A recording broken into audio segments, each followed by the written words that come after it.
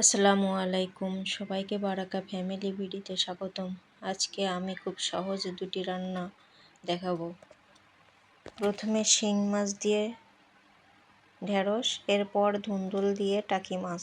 যারা অল্প সময়ে ঘরোয়া রান্না করতে চান তাদের জন্য এই রেসিপিগুলো খুবই সহজ। চলুন রান্না করা যায়, শুরু করি। প্রথমে কড়াইতে তেল দিয়ে পেঁয়াজ রসুন, পেঁয়াজটা আগে আমি দিয়ে একটু ভেজে নেবো হালকা।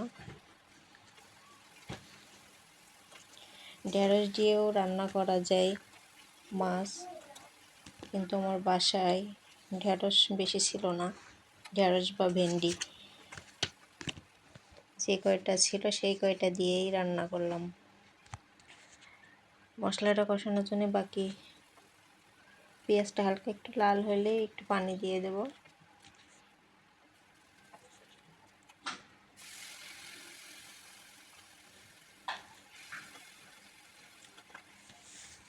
দিয়ে এবার রসুন বাকি মশলা এগুলো সব একসাথে দিয়ে কষাই নেব। হলুদ, লবণ,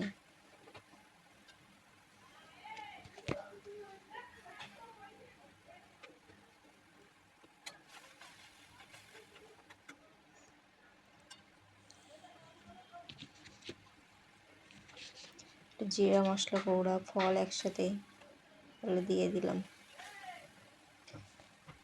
সুন্দর করে। এর ভিতরে মাছ দিয়ে একসাথে কষায় নিয়ে নেব। মাছগুলাই মরিচের গুঁড়া দিয়ে মরিচটা দিয়ে দেবো।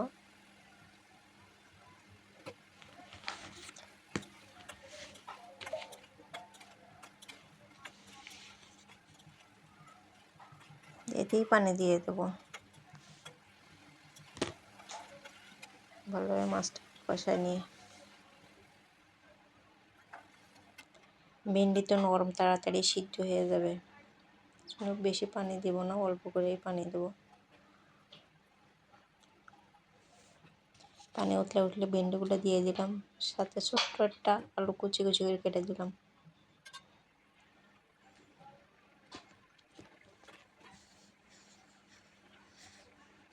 ঝটপট তাড়াতাড়ি রান্নার কৌশল। একটা কাঁচামরিচ ভেঙে দিলাম।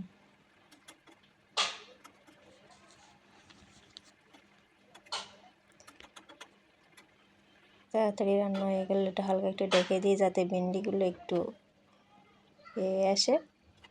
এই তো আমার রান্না প্রায় শেষ, এখন নামাই ফেলবো। এই যে আমার রান্নার কালারটাও সুন্দর আসছে। একবার বাসায় আপনারা ট্রাই করে দেখবেন। এবার আমার দ্বিতীয় রান্নাটা টাকি মাছ দিয়ে ধুন্দুল রান্না করব। টাকি মাছে আমি এবার একটু বাটা মশলা ব্যবহার করব। তেল দিয়ে মশলাগুলো সব দিয়ে দিলাম, দিয়ে একসাথে একটু পানি দিয়ে কষাই নেব মশলাটা। এর সাথেই টাকি মাছগুলোও কষাই নেব।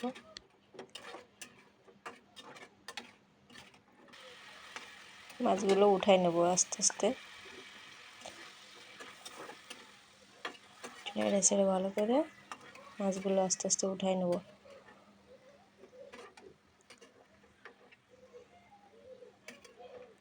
এই মশলার ভিতরে পানি দিয়ে দেব ধুন্দুল রান্নার জন্য। বেশি পানি দেব না, ধুন্দুল দিয়েও পানি বাহির হয়।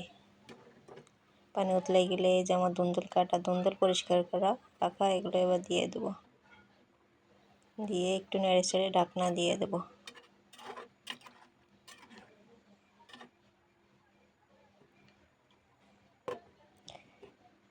এটাও বেশিক্ষণ না, এই যে কত পানি বাহির হয়েছে, অনেক পানি বের হয়েছে। এরপরে আমি টাকি মাছগুলো দিয়ে দেবো এর ভিতরে।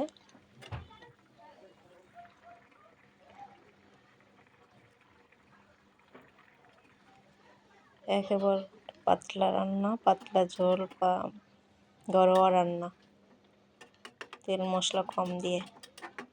এই তোমার রান্না শেষ, নামাই ফেলবো। খুব তাড়াতাড়ি রান্নাগুলো হয়ে যায়। এই তোমার রান্না শেষ। আল্লাহ হাফেজ।